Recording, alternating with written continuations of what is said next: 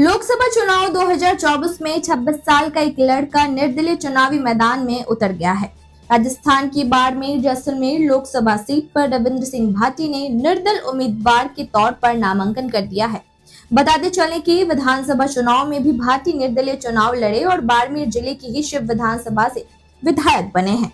वहीं देश की दूसरी सबसे बड़ी लोकसभा सीट से रविंद्र सिंह भाटी की निर्दलीय चुनाव लड़ने के चलते मुकाबला बेहद रोचक हो चला है। कहा जा रहा है कि भाटी को जबरदस्त समर्थन मिलता देख कांग्रेस और बीजेपी दोनों ही प्रमुख दलों की मुश्किलें बढ़ती हुई नजर आ रही है। भाटी ने हाल ही में बाड़मेर, जैसलमेर और बलोतरा में जन आशीर्वाद यात्रा निकाली थी। इस दौरान उनकी इस यात्रा में जबरदस्त भीड़ उमड़ी थी। तब से कांग्रेस और बीजेपी दोनों की चिंताएं बढ़ती हुई नजर आ रही है।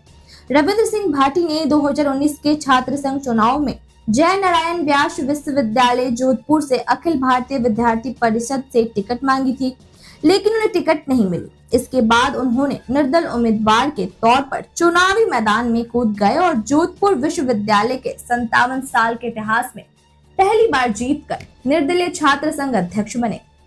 बता दें कि 2023 के विधानसभा चुनाव से पहले रविंद्र सिंह भाटी बीजेपी में शामिल हुए थे और शिव विधानसभा सीट से टिकट मांग रहे थे, लेकिन पार्टी ने उन्हें टिकट नहीं दी। इसके चलते महज 9 दिन में ही उन्होंने पार्टी से बगावत कर ली थी और निर्दलीय उम्मीदवार के तौर पर चुनाव लड़ा और जीतकर विधायक बन गए। यहाँ पर भारतीय जनता पार्टी के उम्मीदवार की जमानत जब्त हो गई थी। वहीं 4 अप्रैल को भाटी ने जबरदस्त भीड़ के साथ नामांकन दाखिल किया और इस दौरान सभा में लोगों की भारी भीड़ देखने को मिली थी। रविंद्र सिंह भाटी की चुनावी मैदान में उतारने के चलते सबसे बड़ा नुकसान भारतीय जनता पार्टी को होता हुआ दिख रहा है।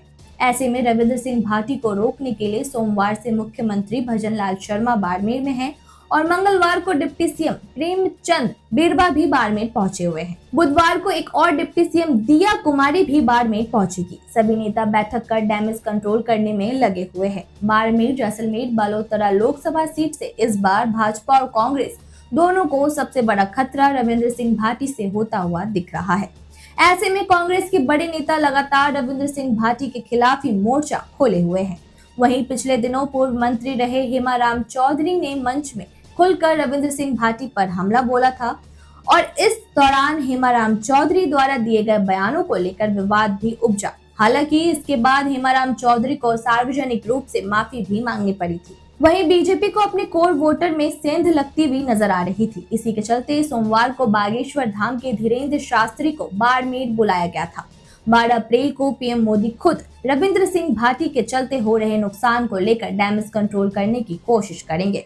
बता दें कि 12 अप्रैल को रविंद्र सिंह भाटी को रोकने के लिए प्रधानमंत्री नरेंद्र मोदी भी बाड़मेर आ रहे हैं और आगामी दिनों में बाड़मेर शहर में फिल्मी स्टार सनी देओल और इंडियन रेसलर द ग्रेट खली की रोड शो में प्रस्तावित है। इसके अलावा क्षत्रिय समाज को साधने के लिए रक्षा मंत्री राजनाथ सिंह भी बाड़मेर में चुनावी सभा और रैलियां कर सकते हैं। बाहरी राज्यों में भी रविंद्र सिंह भाटी को लेकर जबरदस्त क्रेज दिख रहा है। विधानसभा चुनाव में भी रविंद्र सिंह भाटी के पक्ष में वोट करने के लिए बाहरी राज्यों में रह रहे काफी बड़ी संख्या में लोग वोट डालने आए हुए थे। ऐसे में इस लोकसभा चुनाव में भी रविंद्र सिंह भाटी के चुनावी मैदान में उतरने के चलते यह चुनाव बेहद ही रोचक हो चला है। तो आपकी इसमें क्या राय है? आपकी राय हमें कमेंट सेक्शन में जरूर बताएं।